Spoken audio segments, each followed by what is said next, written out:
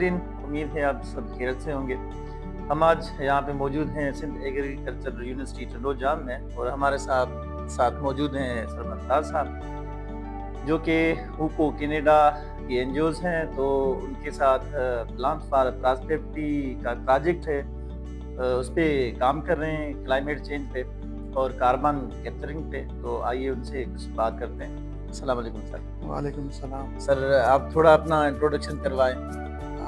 Thank you Saddam और नाज़रीन अस्सलाम वालेकुम।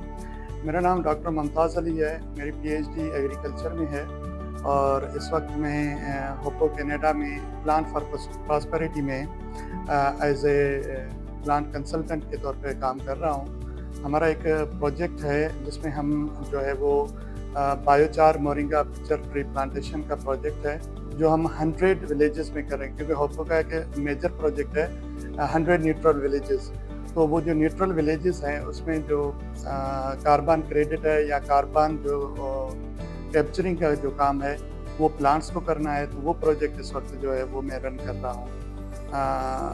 इस वक्त हमने जो है ना वो 2 साइट्स, एक सिंध एग्रीकल्चर यूनिवर्सिटी टंडोजाम में साइट लगाई है और एक साइट हमने सिंध यूनिवर्सिटी जामशोरा में लगाई है। इसके अलावा बाकी हमारे जो है ना वो 5 इस वक्त विलेजेस हैं जो कि इस वक्त इन प्रोसेस हैं for the plantation in this season 2025। अच्छा सर, तो आपने जब ये प्लांटेशन की है तो थोड़ा सा गाइड करें ताकि पता चल सके आपने प्लांट की साइज़ क्या रखी है, एज की साइज़ क्या रखी है, उनके बिटवीन में जो है वो डिस्टेंस कितना रखा है और पर पिक्चर पे आपने जो है वो कितने प्लांट्स लगाए हैं।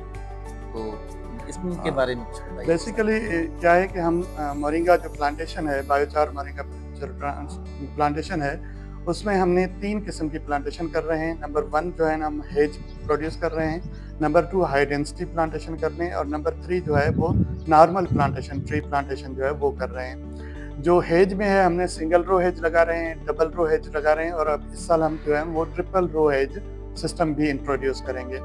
जो पिक्चर है वो पिक्चर में हम क्योंकि थ्रू कैपिलरी एक्शन उसमें रोप डालते हैं, कैपिलरी एक्शन के थ्रू प्रोवाइड करते हैं, तो एक मटके से हम तकरीबन 3 एक साइड और 3 एक साइड जो है ना वो प्लांट को हम एक पिक्चर से जो है वो इरिगेशन प्रोवाइड कर रहे हैं। क्योंकि शुरू में मोरिंगा की प्लांटेशन के तकरीबन पहले 3 महीने तक हमें थोड़ा उसकी इरिगेशन का ख्याल रखना होता है, लेकिन 3 महीने के बाद प्लांट स्टेबल हो जाता है। फिर तो आप डायरेक्टली सिर्फ अगर पिक्चर पे ही पानी को रखेंगे, इरिगेशन को रखेंगे, तो वो एक अच्छा प्रोड्यूस हो सकता है। दूसरा है कि बायोचार एप्लीकेशन है। हमने इनिशियली जो है जब प्लांटेशन लगा रहे थे तो हमने एक बायोचार एप्लीकेशन दी है, फिर हम 6 महीने के बाद जो है वो दूसरी बायोचार एप्लीकेशन दे रहे हैं। तो इसके बाद हमने प्लांट लगाने से पहले सॉइल एनालिसिस करवाते हैं और उसके बाद हर 3 महीने के बाद सॉइल एनालिसिस कराते हैं ताकि सॉइल की न्यूट्रिशन वैल्यू भी हम कर सकें। तो ओवरऑल जो है वो जब प्लांट हमने 2 फीट,